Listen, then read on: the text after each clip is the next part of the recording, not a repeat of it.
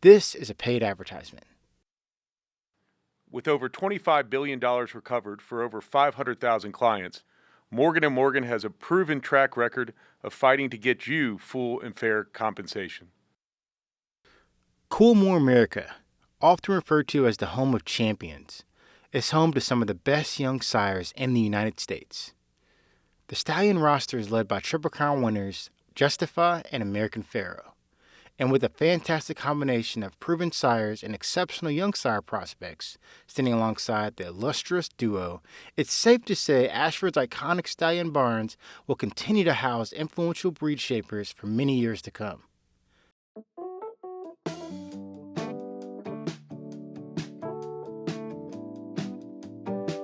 It's episode 5 of the Andy Beshear Podcast, and we are on location at Churchill Downs during Derby week.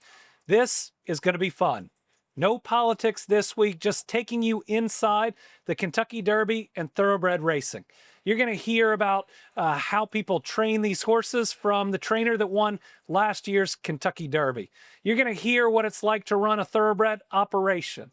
A former 9-year veteran of the Buffalo Bills, an all-pro, is going to talk about the athletes and celebrities that descend on Louisville for the Derby. It's going to be a lot of fun. We hope you enjoy it. Big thanks to Churchill Downs for hosting us today. Let's get to it.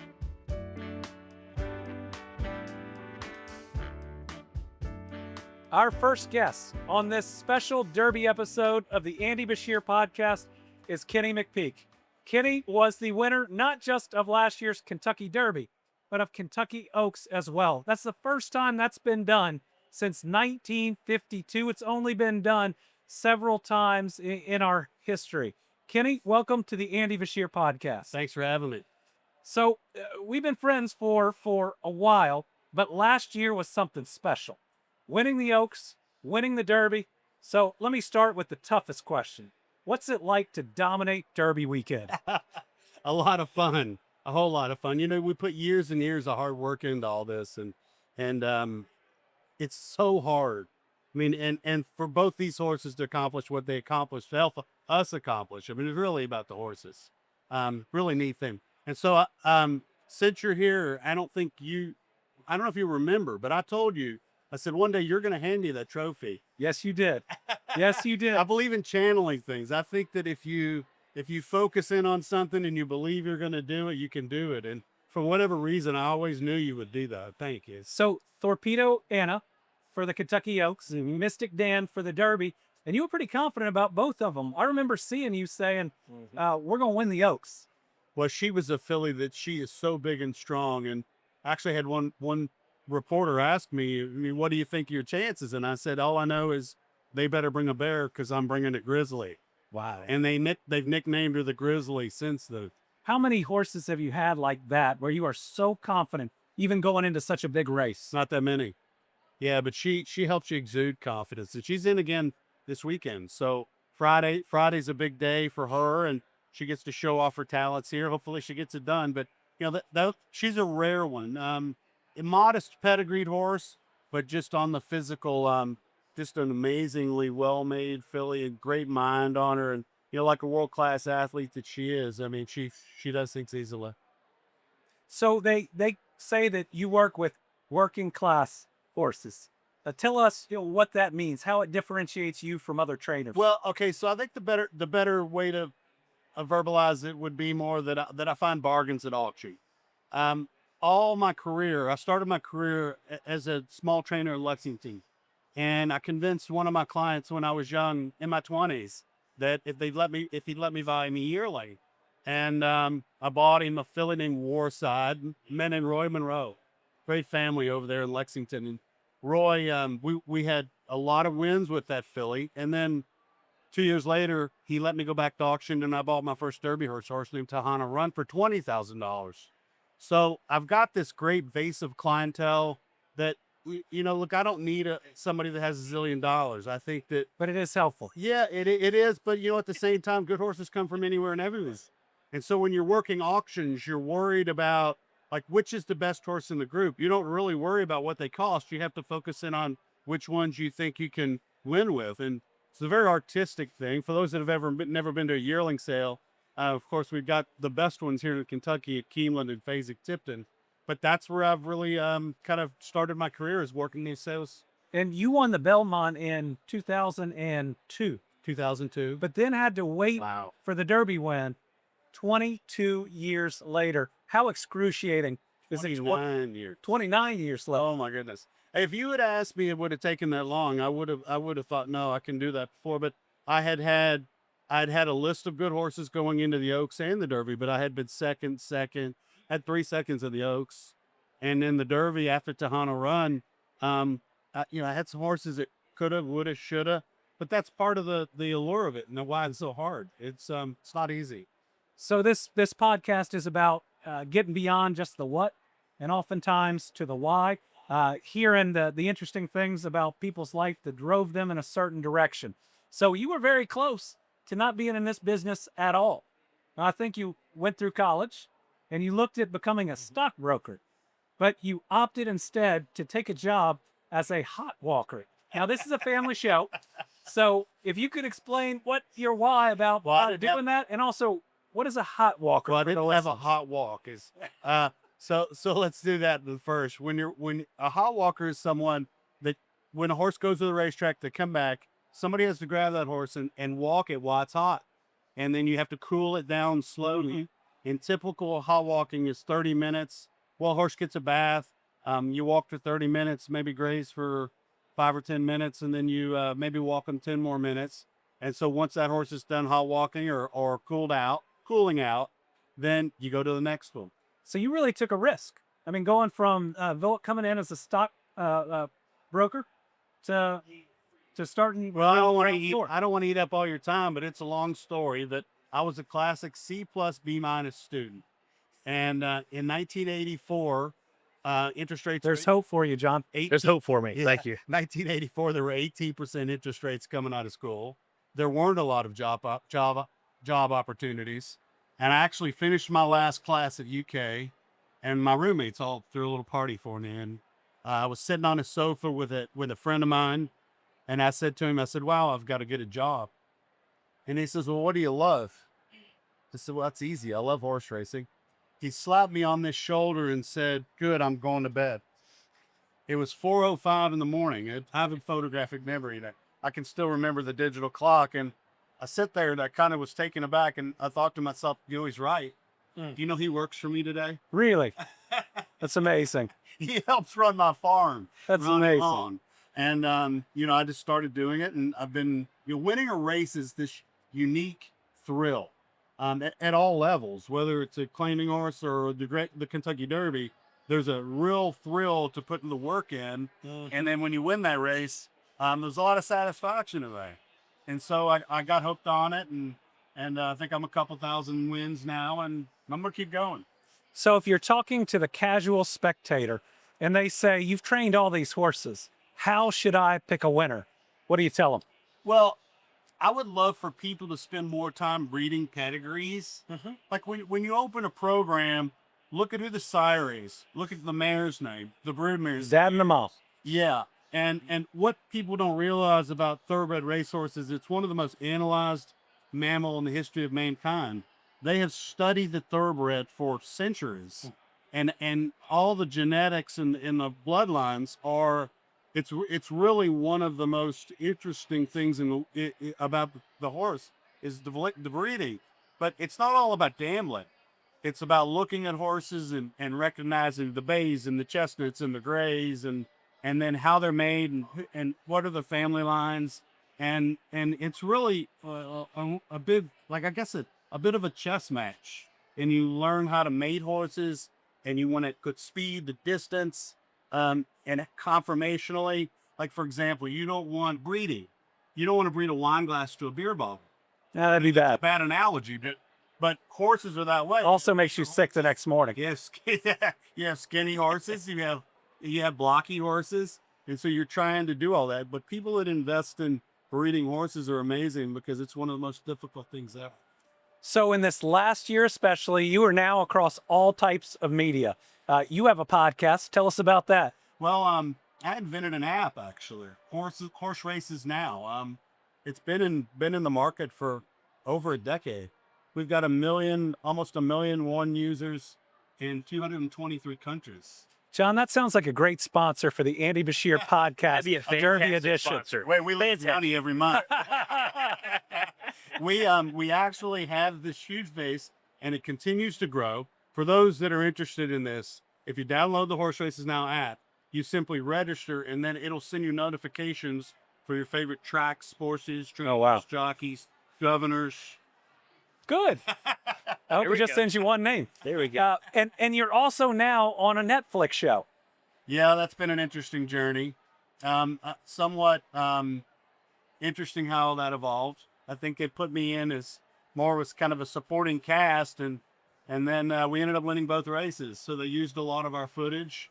My wife, I got to stand up there next to you. yeah, my wife and my daughter and my dog are prominent. Yeah. And all that, but we were just ourselves, and we had a blast with it, and we were fortunate enough that the horses ran super. And look, I've always wanted to promote our sport. I've always felt like we need to figure a way to grow it.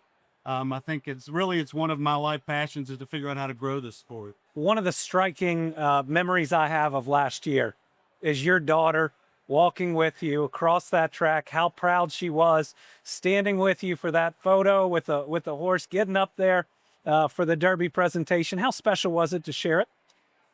Well, my whole family, I think kids Yeah. and grandkids, and seemed like all the whole family made it except for my oldest daughter, because that, she had something else going on, but she'll come this year. But the weird one about that, and I haven't told many people about how I actually felt going into the Serpent. I had a trainer friend of mine, an older trainer, who passed away, and through a series of events, I ended up with his urn, his ashes. And so for those out there that remember Ronnie Warren, who had been second Wow. in Kentucky Derby as a trainer when, back in the 60s and 70s and 80s, he was really strong. But he died, and when I got his ashes, what do you do with those, right? I took him to the finish line at Oaklawn. I took him to the finish line at Keeneland. Yeah. And I finished the last portion of the urn. I spread in the roses Wow. around the Derby circle, and I hadn't stepped foot in there since I had done that. And it was like he was standing there. It was weird. So you got to share this pinnacle moment Yeah, of your career with a Well, friend. he would have been so proud. Is still so makes proud. me emotional. Is so proud. But it's one of those things that I never realized that, I believe in a higher power. It's there. There's no doubt. You got to believe in it. And Ronnie Warren was an amazing horseman. Didn't have quite the opportunities that I've had, but taught me a lot. This year, Kenny has a horse that has a very special story from an owner who's no longer with us, but whose name most of you would know. Tell us a little bit about your entry this year. Render Judgment is owned by Toby Keith and his family. I had started buying horses for Toby a couple of years ago, and obviously passed away a year ago, February. And so this is a really emotional thing for him and his family. Some say, his family says that Toby liked horse racing more than he did music. Really? Yes. And that's saying a lot. And he was obsessed with it. Loved to go to the races. Loved to, banner up with a lot of the horsemen. He knew most of us. You'd see him a lot at Oaklawn Park. And he was known to come in and perform for Breeders' Cup events. But he would be so happy to know that his horse made the race. And realistically, the horse needs to show a whole lot more. But I do think we've got a little higher power riding along with us. And Toby's family is just really excited about the horse running, and we're going to lead him over there with all the optimism we can, and I think the horse will run well. I mean, I think he can perform well. Do you have a favorite Toby Keith story from a day at the track that you can share? I don't know. It might be a little bit, because he was a funny guy now. Yes. My youngest daughter, we had her in a stroller when we were at the races at Oaklawn, and he walks up and he says, "Is that your granddaughter?" I said, "No." I said, "That's my daughter." He says, "You're still breeding?" Oh, wow. To a horseman, to a trainer. I said, yeah, Toby. He looked at me, he's like, you crazy. We've had a good Willie Nelson story.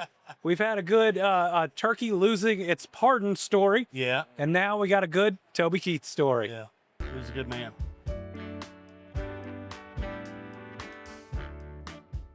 In this special Kentucky Derby episode of the Andy Beshear Podcast, we're trying to take you not just inside the Kentucky Derby, but inside thoroughbred racing itself. So John Rabinowitz is joining me for my next guest, Charlie O'Connor, who is Director of Sales at Coolmore America, one of the largest thoroughbred operations in the country. And they are home to the two living Triple Crown winners, American Pharoah and Justify. Charlie, welcome to the podcast. Thank you very much, Andy. It's a pleasure to be here. Now, Charlie, from a very young age, you knew that this is what you wanted to do. Yeah, from a very young age, I grew up in County Kildare in Ireland, and it's where most of the trainers train in Ireland, so it's a little bit like Lexington, where I've ended up. And we rode ponies from a very young age, and from a very young age, I knew that that's all I wanted to do. Did you ever think you were going to be a jockey? I actually did, which is a little bit frightening compared to the size I am now. I thought, though, I wasn't going to be a flat jockey. I thought I might have been a national hunt jockey. So you know my son, Will. I certainly do. Will is 6'3", 6'4", and I remember as a kid, he said, I'm going to be a jockey. And I said, Will, you might be a little too big. And he said, you can't tell me what to do with my body. And Charlie, just out of curiosity, when was the last time you were on a horse? It's been a while ago, but I've probably about 10 years ago. But I'm still able to throw my leg over one if I had to. But in seriousness, you work inside this industry where you take and you train these horses. You try to pick the one that could be that next Kentucky Derby winner. Tell us a little bit about that. Tell the listeners, what it's like to constantly be looking for that next amazing athlete. We're in this business and we love horses, and it starts off with the foaling season, which is one of the nicest times of the year. It's in the spring in Kentucky, and when you can't wait when you hear that your mare foaled last night. You can't wait to go up and look what the foal looks like, and then to see that foal progress during the summer, and then to see it being weaned off his mother. Then the next stage is he grows into be a nice yearling. And you're looking at these animals constantly to see how they're performing and how they're progressing and turning in. Then the time is to pick a trainer.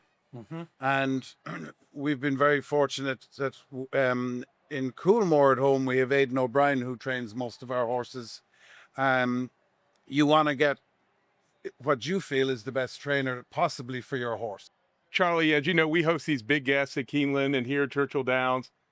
And one of the questions we get asked all the time is, how does the trainer pick the jockey? The trainer tries to have a relationship with a jockey, but then there's a jockey's agent, and he's there trying to pick the best mounts for his jockey because that's his job. But the trainer wants to build up a relationship and wants him to ride a lot of his horses.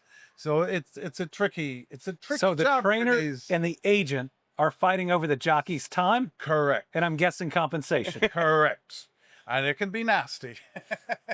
I know a lot of these jockeys, and I'll see them and I'll say, will you ride our horse next week? And they'll all go, yeah, Charlie, yeah, we'll ride for you. Just call my agent. And no, he won't even say that. Then the horse is entered into the race and there's a different jockey. And I go, what the hell happened here? Well, the agent got in the way, Charlie. The agent wouldn't ride him. Charlie, we had Kenny McPeek here earlier. Yeah. And he talked about how winning at any level is still a thrill. Of course it is. Do you agree with that? 100%. We get as much joy, your horse winning at any level, because it's such a thrill and it's such a difficult thing to do. And to even be sitting here in Kentucky Derby week, and we're lucky to be involved with 3 horses. It's a dream, and it's so difficult to get here. Do you remember your first big win? I do actually. I'll tell you, it was probably not till I got to America till it was in Keeneland. And if you're from Kentucky and you live in Kentucky, Keeneland is your track and you want to win. And we won a maiden race for actually John Morgan. And that was a big thrill for us. That was his first time being involved in a horse. And his dream was also to win in Keeneland. And then our next race was to come to Churchill. So we hit Keeneland and Churchill in Kentucky. So when we look at the Triple Crown, I think it's the hardest thing to win in sports. Yeah. You see so many horses winning the first two, the Derby and the Preakness. Well, we had, 3 straight years at one point where it looked like we had some dominant horses, but then the Belmont comes along. Your farm, your operation has the 2 living Triple Crown winners, American Pharoah and Justify, the 2 most famous racehorses in my lifetime, except maybe when I was one affirmed, or maybe when I was born, Seattle Slew, which I will miss later in the episode when asked about. Tell us what they're like, those 2 horses. Unbelievable. And to be involved, we bought into American Pharoah at the end of his 2-year-old career. He was a champion 2-year-old. And to be on that journey with him going through the Triple Crown, I must say it was very, very, very exhausting. We probably drank a lot of champagne, but to see him have his offspring. He's 2 runners in the Derby this year. He's going to have another horse that we own with Ron Winchell running the Preakness, and to see them progress to be sires of good horses, it's amazing. To talk about American Pharoah, he loves being shown. He's like a family pet. He loves, which is rare for a stallion. which is pretty rare because they're covering a lot of mares, and they're pretty high energy. But this guy is just, and this will show you how he was so good at the Triple Crown, because he was able to handle everything. He loves coming out and be shown to people and loves being fed carrots. Now, the other fella, Justify, he's a different story. He's a bigger horse. He's a little bit more rambunctious and, a little bit more of a man. I'm the man here, so you don't want to take your eyes off him. What's the best story that you have from either American Pharoah or Justified? When Vice President Mike Pence came to the farm, and all he wanted to do was see American Pharoah, and to see his entourage come up the main avenue of the farm, and we all got out, or he got out, and we all greeted him.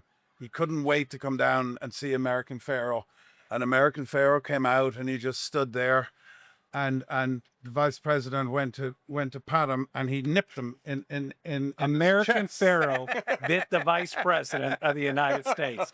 Did the Secret Service sleep with the horse? There was a little bit of movement, and then he was quickly kind of went away, but he took it in his stride, in fairness. Was the horse ever charged by a federal prosecutor? No, but it did, I think, come up in a story the following year that American Pharoah, the Triple Crown winner, bit the Vice President. So this Triple Crown winner, who's like a family pet, chose this one person to bite, and it was the Vice President of the United States. If he had to bite anyone, the Vice President of So it didn't happen before and it hasn't happened after. No.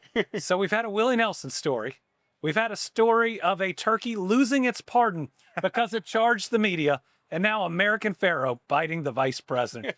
Charlie O'Connor, thanks for joining us on the podcast. My pleasure, Andy. Thank you very much for having me.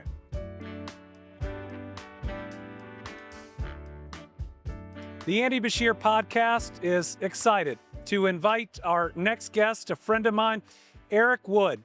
Eric was a star at the University of Louisville. He went on to play 9 seasons for the Buffalo Bills. Now lives back in Louisville, though is the color commentator for the Buffalo Bills radio network. Eric, welcome to the podcast. Thanks for having me. It's quite the honor. Well, we're thrilled that you're here, and it's Derby Week. How much do you love Derby Week? I love it. I loved it when I was in college. Now we do Derby a lot different now than we did it in college. But for me, being from Louisville, this is a special weekend every year to bring people in town, show them the city, show them the best week of the year in our town. It's really special. So you are the first professional athlete we've had on the Andy Beshear podcast. The only athlete so far. Yes, probably the only athlete. No, Will was on. High school athlete. That's true. So I want to start by talking a little bit about your career, and then I want to move and talk specifically about Derby and how it brings out athletes and celebrities. One of the things that fascinates me about your career is you leave high school as a 2-star recruit. Yet within, 2 years, you are a freshman All-American at U of L. I mean, was that work? Was that effort? What took you from the 2-star to being one of the top-rated offensive linemen in the NCAA? Well, I'll say this, there's a good amount of luck to it. You got to fall into the right situation where you can get on the field. And I wish I could say that I looked at the situation in Louisville and it was the perfect situation for me to come in and start right away as a redshirt freshman. But it was my only scholarship offer. And so it made the decision very easy for me. So, you know, I said this when I got into U of L's Hall of Fame. I said I had one goal when I got here, and that was to make sure they got a great return on their investment. I hope that this is a sign that they got a great return. But at U of L at that time, we had incredible coaches, you know, starting with Coach Petrino, his entire staff. Jeff Brom was on that staff. Yes. That's actually the one who recruited me. And so we had an incredible coaching staff. I was like a sponge. I loved basketball. I'd only played one season of O-line, so I didn't have bad habits, and they could kind of form me into what they wanted. I put in a lot of hard work, but, you know, I was fortunate to be in a great position as well. So you go through your years at U of L, and then you are a first-round draft pick. Actually, 2 centers, I think, that year. Yep. And the first time that had happened in a while. So we all watch the NFL draft, and you see the video of people in their homes sitting with their parents and the phones in front of them, and you just start wondering what it's got to feel like waiting for that call, and then when it rings. The 27th pick had not even fully been announced as I'm getting a call from a 716 area code, which would changed my life. I played my entire career for them. I still work for the Bills. I call their games on the radio, host a podcast for them now, and have a lot of fun still being involved in the organization. So when the phone number pops up, did you know what the 716 area code was? No, I did not. But just who had the next pick? Yeah. I knew Buffalo had the next pick. I did not know their area code at the time. It was an incredible situation for me to hop into. Eric, I will tell you, I had my first experience this year in Buffalo. I was blessed to see the 49er game where it was, I think, like wind chill, -30, and it was snowing. I don't know how many inches. People acted like there was snow on the ground, but I've never seen a better fan base in any of my NFL experiences. I mean, was it like that your whole career? It was, and I was playing for all of my career. My final regular season game was when we broke the playoff drought. It was the longest playoff drought in all of professional sports at the time, 17 years. And this fan base still stuck behind us. We'd be pulling into a game for a December game when we're already eliminated from the playoffs. Oh, wow. And here's all the fans in the parking lot with their little garbage cans. Yeah, garbage can bonfires, their shots on a ski. Jim Kelly jerseys, Thurman Thomas jerseys. Absolutely. Now they're all Josh Allen jerseys, but at the time it was, you know, the 90s Bills jerseys. But it's an incredible, passionate fan base that makes it a lot of fun to play for. So 9 years playing, and then moved over pretty quickly into the broadcast booth. And tell us about that. Yeah, so for an offensive lineman that didn't play in a very big market, you got to transition into the media world quick if you want to get in. So fortunately, I had been great to the guys that had covered our team for years on a national level and local level. Many of them reached out and said, hey, if we can ever do anything, let me know. A couple guys like Ian Rappaport and Mike Silver, they connected me with their agent, and they were able to get me over with Fox first, then ESPN. And then ultimately, I've settled in on this Bills radio gig. And I grew up in Cincinnati. Dave Lapham's been calling games on the radio for about 30 I mean, you're a huge Bengal fan. I am. So about 35 years. And I always Wow. wondered, why did Dave do this all these years? Because it's fun. Yeah. Because it's fun to be around a team. We're allowed to talk about them. We're allowed to cheer for them during the game. You're still working, but it's a lot of fun. And now that my kids are into it and all that, it makes it more fun bringing them to games. That's great.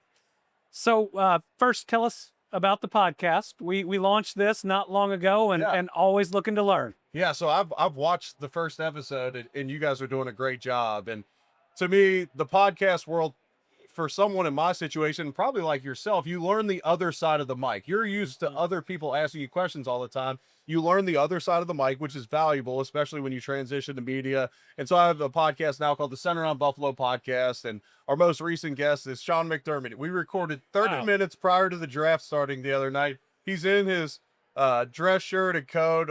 Ripped on him for dressing up for the podcast. Also a great human being, by the way. Yeah, Sean McDermott. It's not like having Eric Wood on your podcast. But you did all right. Yeah, this podcast world's pretty fun.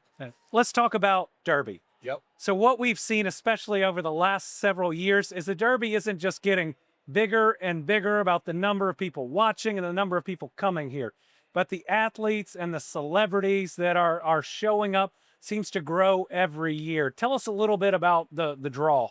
Yeah, I mean, the draw is, I think it's the most fun sporting event to go in the country, and it's bar none the best sporting event to bring your wife to. They get to do the red carpet. They get to dress up. That is a good call. You place a few bets for them. They get into it. You get your show pool going. You make the women choose the bets. And so I've learned how to kind of win over the wives of the group too. They talk about it. They want to keep coming back. You know, the Tom Brady's, the Aaron Rodgers of the world, they kind of made it popular as NFL guys to come here, where now the Josh Allens, the Patrick Mahomes, that crew, they want to come be a part of it. And it's just a special time. The energy around the Derby is like nothing else, because there's not two competing fan bases showing up for a game. We're all here to have a great time, place a few bets, you know, show off your outfits, whatever it may be. And so it's a more positive atmosphere than most sporting events that you'll go to. So what is your favorite thing to tell people who are coming in to Derby for the first time that they have to do or experience or remember? You know, get your outfits right. I tell them, get your outfits right. I'm trying. Because you look great. Thank you. Sean, we need some more. I'm just kidding. You always look sharp. No, you always look sharp. You always look sharp. All right, listen, I get grief every podcast. Everyone. But get your outfits right, because I tell them, every time I go visit a former teammate of mine or someone from out of town that's coming in, when I walk into their living room, it's a picture of them from the red carpet at the Derby. So make sure that you get your outfits right, because you're going to have that picture for the rest of your life. But when people come in, I just tell them, you know, bring some cash, get ready to have some fun, and let loose, because it's just such an incredible atmosphere. So the Derby every year is obviously right here at Churchill Downs in Louisville, Kentucky, but you chose to come back to Louisville to make this your home. Let's close on telling the listeners what you love about Louisville and why you wanted to raise your family here. Yeah, so I love the people of Louisville. I grew up on the west side of Cincinnati and still have a lot of love for that area, and appreciate the man that area turned me into. But when I got down here, my wife's from here, and the friends we have here, the people we have here, the connections we have here, I always kept the house here when I was playing in Buffalo. This was always going to be home based. Right. I built my dream home here in 2016, right as I signed a contract extension, knowing that one day this would be home for us. And so we have a lot of love for this city. This city embraced me from the second I got here, and all the people have. And so I'm grateful to be a part of this community and give back to it in as many big ways as we can. Well, it's helpful that at the time you were very, very, very good at football, and now are committed to giving back, whether that's going to the Bellarmine events or others. We're really blessed to have you as a part of this community. Ladies and gentlemen, Eric Wood.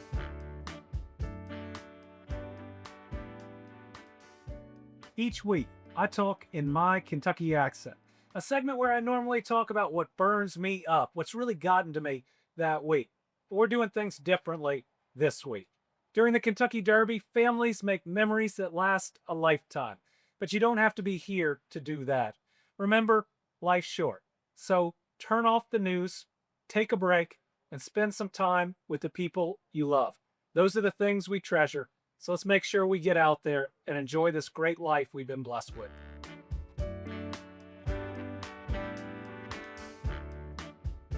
I'm now joined by John McConnell and our next guest, Mike Ziegler, who is the general manager of Churchill Downs. Mike, welcome to the podcast. Thank you, Andy. Pleasure to be here.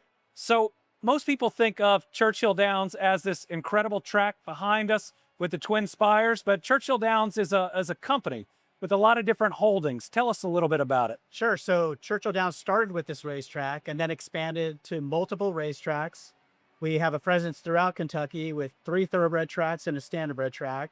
We have an ADW company, account wagering company that's based here in Kentucky. We have casinos throughout the Northwest and down all the way through Mississippi and Louisiana. We have a casino in New York, casino in Iowa. So we started as a small thoroughbred racetrack in Louisville, Kentucky, expanded, but we're housed right here in Commonwealth. Not so small anymore. Not so small anymore. But we love that you're housed here and continuing to grow and to get into different areas. So that's right. We have expanded into what we call historic horse racing games. We own a company called Exacta Systems that makes games for our properties and others throughout the Commonwealth and outside the Commonwealth.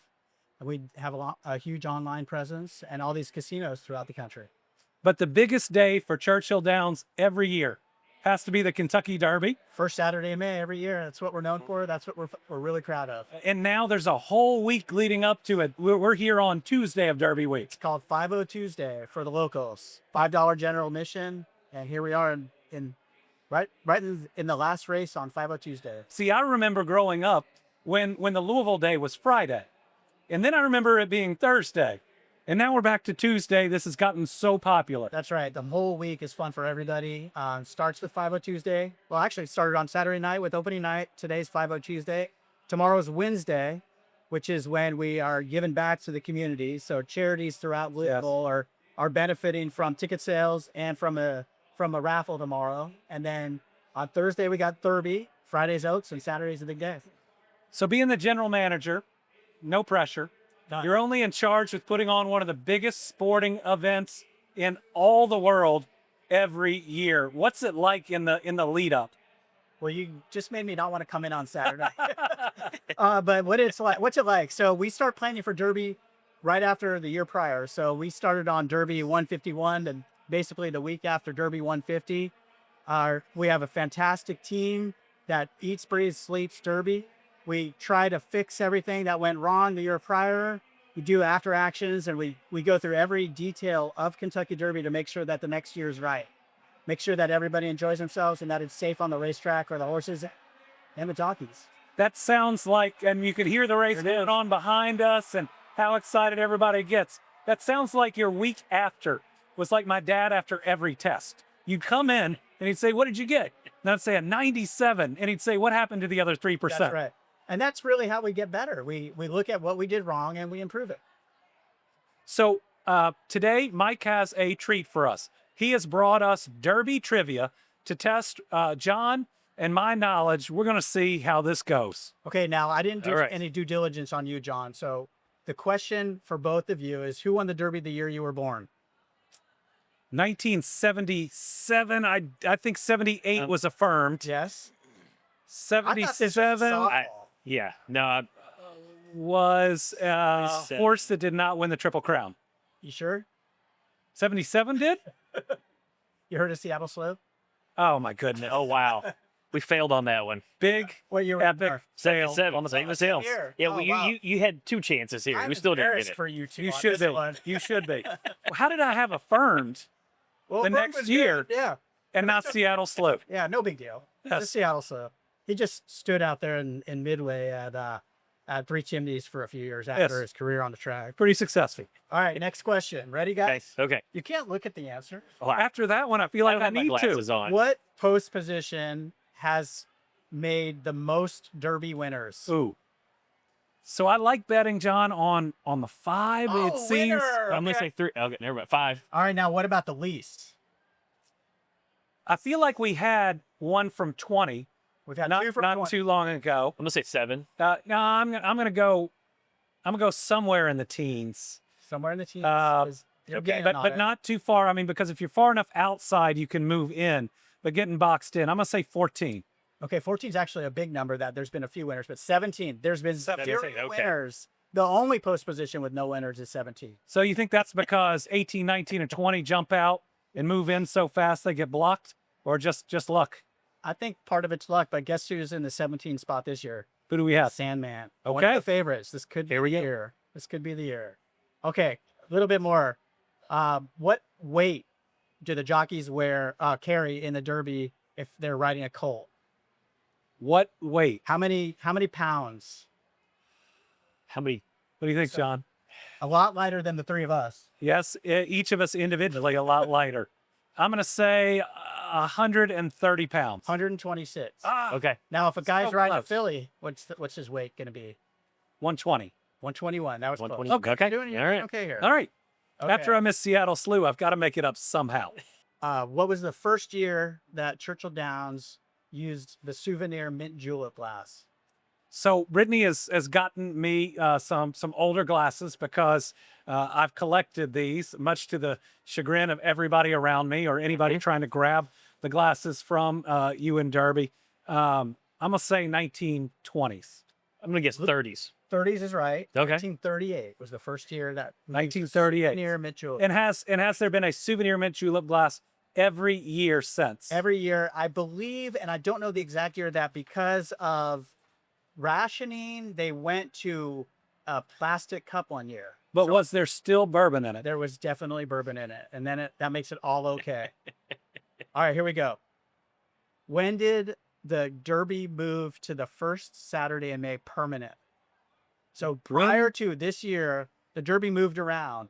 Yeah. And in a specific year, it moved to the first Saturday in May.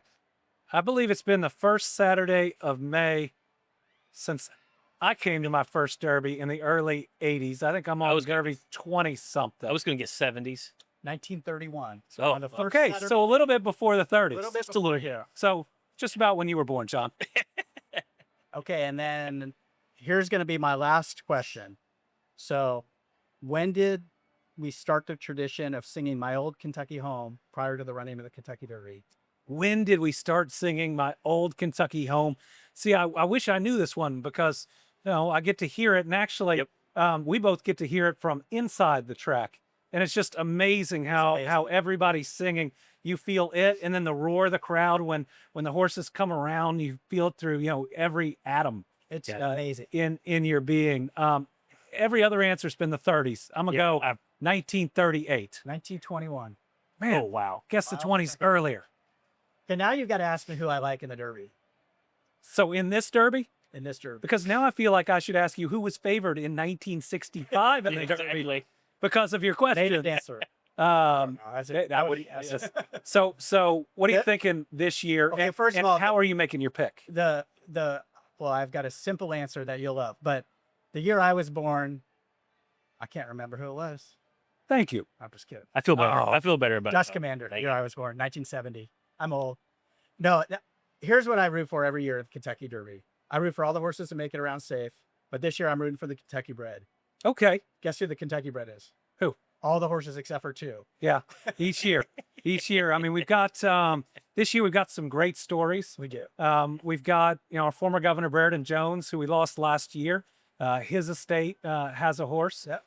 We have Ron Winchell, who came just within a couple of lengths from winning a couple of years ago. We have the return of Bob Baffert to Churchill Downs. You got a lot of storylines. There's great stories this year, and there is every year. But again, this thing is such a great tradition. It's such an honor to be a part of it.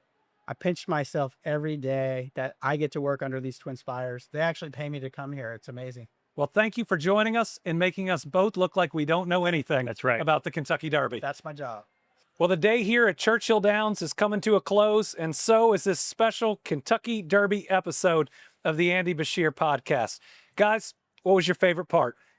Well, besides the view, Yes. I thought it was great to hear the perspective from the trainer, from the owners, and from the people the fans that come and get to host and talk about their experience. So I think it was just great to hear the journeys and the stories. I enjoyed probably the most Kenny's story, McPeek, about the emotional journey he had last year coming up, the training with the Derby winner and what that meant to him and the families that were with him. That touched you. And hearing how Eric Wood loves this city and this Derby and almost serves as a host to other athletes and celebrities that come through. Now, between all of us, we've been to a few Derbies.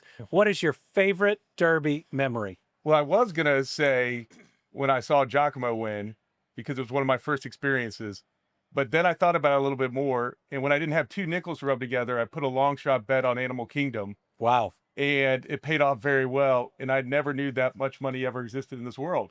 So I still remember it to this day. I've never had a bet like that.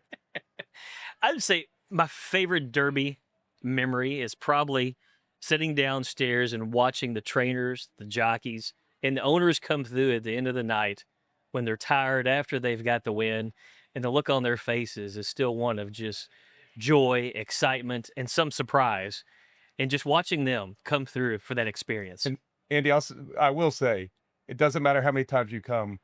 There's nothing like hearing My Old Kentucky Home before the race goes off. That's true. Pretty special. I mean, I remember a number of derbies. I remember when Unbridled won, and that was one of the only times that my bet had ever paid off. And it was a horse that always came from the very back to the very front. But the first year, my kids came. A couple of years ago, really special. John McConnell taught him how to bet. Thanks, John. Okay. I wasn't going to bring some of that up. But you did okay that year. Yes, I did. But you always Yes, I made did. the bets. I always made the bets. Thank you. Always Keeping made the it bets. legal. That's right. Everybody, I hope you enjoyed this episode. No politics, just fun. Take some time this week. Enjoy yourself. Make some good memories with your family. We will see you back for the next episode of the Andy Beshear Podcast. That's Let's fine. talk about John. Let's talk about me. You know what he I want to missed? know what his outfit looks like this year. Have you Okay. picked it up? Ew. Oh, yeah. New, brand new? Do you? Oh, yeah. Do you know? Were you there for the Super Bowl when he came in and he looked like the Russian mafia? Oh, I do remember that. Yeah, I mean he had like the felt suit You and were a there, gold Charlie? chain. You were there, Charlie. He looked like I Run mean- DMC. Yeah, you're going to come in wearing a tracksuit. You just got to own it at that point. Thanks for tuning in. Be sure to subscribe at Andy Beshear Podcast on all major social media platforms. Coolmore America, often referred to as the home of champions, is home to some of the best young sires in the United States.